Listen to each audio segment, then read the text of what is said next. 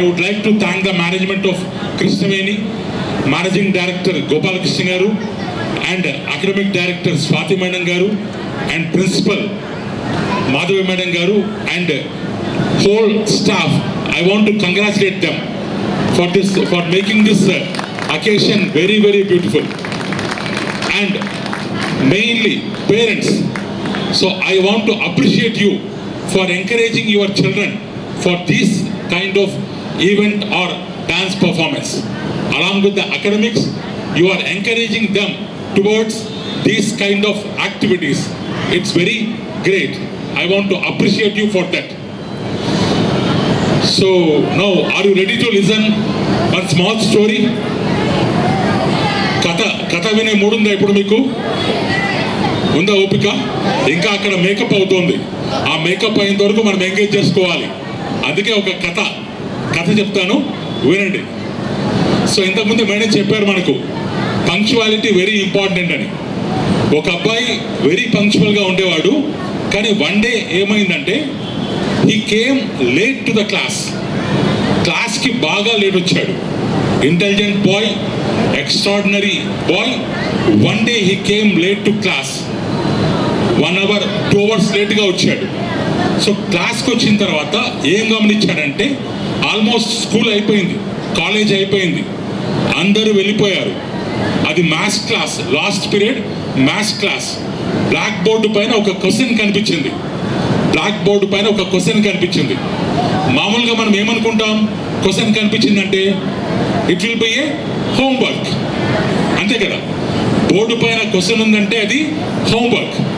ఆ అబ్బాయి క్లవర్ కాబట్టి, క్లాస్కి లేట్గా వచ్చాడు కాబట్టి, చదువు పైన భయం, భక్తి, శ్రద్ధ ఉంది కాబట్టి ఆ బోర్డు పైన ఉన్న ప్రాబ్లం ఏమనుకున్నాడు, హోంవర్క్ అనుకున్నాడు. నెక్స్ట్ డే టీచర్ని ఇంప్రెస్ చేయాలని చెప్పి ఆ క్వశ్చన్ని నోట్బుక్లో నోట్ డౌన్ చేసుకొని హీ వెంట్ టు హోమ్. ఎక్కువగా ఫ్రెండ్స్తో మాట్లాడేవాడు కాదు, ఇంటికి వెళ్ళిపోయాడు. ఆ క్వశ్చన్ తీసుకున్నాడు. ఎట్లన్నా ఈ క్వశ్చన్ని నేను సాల్వ్ చేసి tomorrow I want to get appreciation from మా టీచర్, ఆ ప్రొఫెసర్ నుంచి మంచి అబ్బాయి అనిపించుకోవాలని చెప్పి ఆ క్వశ్చన్ని సాల్వ్ చేయడం మొదలుపెట్టాడు. మంచి క్లవర్ అబ్బాయి, బాగా టాలెంట్ ఉంది. క్వశ్చన్ హోంవర్క్ ఛాలెంజింగ్గా తీసుకున్నాడు, సాల్వ్ చేయడం మొదలుపెట్టాడు.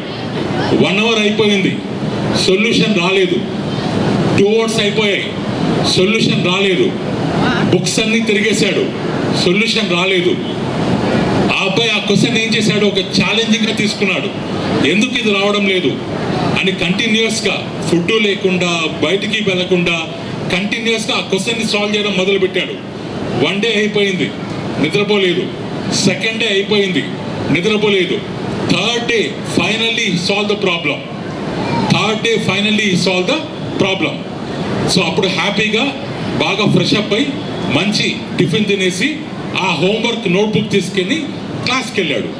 సో క్లాస్కి వెళ్ళి అందరూ నోట్బుక్స్ పెడుతున్నారు హోంవర్క్ కరెక్షన్ కోసం. ఈ అబ్బాయి కూడా ఏం చేశాడు, ఆ హోంవర్క్ బుక్ని పెట్టేసి అమ్మ టీచర్ నన్ను మెచ్చుకుంటారు, నా హోంవర్క్ చూస్తాయని చెప్పి కామ్ అయిపోయి సీట్లో కూర్చొని తీసుకున్నాడు. సో నెక్స్ట్ ఆ రోజు ఆ టీచర్ గమనించలేదు, ఎవరి బుక్స్ చూడలేదు. 1 day అయిపోయింది, 1 week అయిపోయింది, ఆ హోంవర్క్ బుక్స్ అలానే ఉన్నాయి.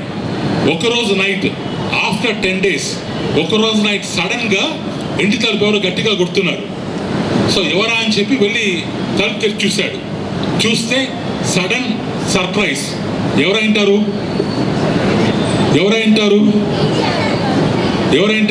కమాన్ లౌడర్. టీచర్. ఎందుకు?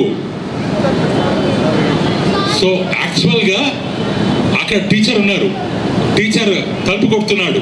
ఈ అబ్బాయి తలుపు తెరిచేటప్పటికి అయ్యో సార్ మీరా, ఈ టైంలో వచ్చారు, చెప్తే నేనే వచ్చేవాడిని కదా అంటే, నువ్వు ఎంత పని చేసావు తెలుసా, ఈ ప్రాబ్లం 100 yearsగా ఎవరూ సాల్వ్ చేయలేదు, 100 yearsగా ఎవరూ సాల్వ్ చేయలేదు, నువ్వు సాల్వ్ చేసావు, యు ఆర్ వెరీ గ్రేట్ అని ఆ అబ్బాయిని గట్టిగా పట్టుకొని కౌగిలించుకున్నాడు. ఆ అబ్బాయిని ఓకే, ఆ అబ్బాయి సాల్వ్ చేశాడు. What may be the reason behind that? ఆ అబ్బాయి క్లాస్కి వెళ్ళాడా? వెళ్ళలేదు. బోర్డు పైన క్వశ్చన్ ఉంది, ఆ ఆ అబ్బాయి 3 days తర్వాత సాల్వ్ చేశాడు. మరి క్లాస్లో మిగతా పిల్లలంతా ఉన్నారు కదా, వాళ్ళు ఎవరు సాల్వ్ చేయలేదా? వాళ్ళు కూడా ఈ అబ్బాయి కంటే ఇంటెలిజెన్స్ ఆ క్లాస్లో చాలా మంది ఉన్నారు, వాళ్ళు కూడా ట్రై చేశారు. వాళ్ళు సాల్వ్ చేయలేదు, ఈ అబ్బాయి సాల్వ్ చేశాడు. What may be the reason? Anybody can tell? చెప్పండి, ఎవరైనా పర్లేదు, పేరెంట్ చెప్పచ్చు. క్లాస్లో ఉన్న పిల్లలు ఎవరు సాల్వ్ చేయలేదు, ఈ అబ్బాయి సాల్వ్ చేశాడు. What may be the reason? క్లాస్లో ఈ అబ్బాయి కంటే ఇంటెలిజెన్స్ చాలా మంది ఉన్నారు, ఈ అబ్బాయి కాదు. What is the reason? క్లాస్లో ప్రొఫెసర్ ఏం చేశాడు? బోర్డు పైన ప్రాబ్లం రాసి ఇది 100 yearsగా ఎవరు సాల్వ్ చేయలేదు, ఇట్స్ ఎ డిఫికల్ట్ క్వశ్చన్ అని చెప్పాడు. అప్పుడు క్లాస్లో ఉన్న పిల్లలంతా ఏమనుకున్నారు? అది difficult question, first time try చేశారు, సెకండ్ టైం ట్రై చేశారు, ఆన్సర్ రాలేదు. అది డిఫికల్ట్ క్వశ్చన్, మనం చేయలేము, ఎవరూ చేయలేదు, 100 సంవత్సరాలుగా ఎవరూ చేయలేదు, ఇట్స్ ఇంపాసిబుల్ అని ఆల్రెడీ మైండ్లో ఫిక్స్ అయిపోయారు. నేను చేయలేను, ఎవరూ చేయలేరని ఫిక్స్ అయిపోయారు. So that's why they have not solve. కానీ ఈ అబ్బాయి ఏమి తెలీదు, ఈ అబ్బాయికి ఆ విషయం తెలీదు. Normal question, homework question solve చేయడం మొదలు పెట్టాడు, 3rd డేకి సాల్వ్ చేశాడు. What is the moral of the story? మనం మన పిల్లల్ని నువ్వు ఈ పని చేయలేవు, it's impossible, you can't do అని చెప్పామనుకోండి, వాళ్ళు ప్రయత్నం చేయరు, దే వోంట్ ట్రై. వాళ్ళ సబ్కాన్షియస్ మైండ్లో it will be difficult, it will B impossible అని ఫిక్స్ అయిపోతుంది. They can't solve. సో కాబట్టి ఇంపాసిబుల్ అంటూ ఏది లేదు. There is nothing impossible. Impossible వర్డ్లోనే we have I am possible. So ఏదైనా పాసిబుల్లే. Now the children, they have completed graduation. It is only their first step of success. After this they need to go more forward, so they may get failed. Don't discourage them. They need your encouragement at failure times. పిల్లల్ని encourage చేయండి. పిల్లలకి నువ్వు కాదు చేయలేవని చెప్పొద్దండి. Anything is possible.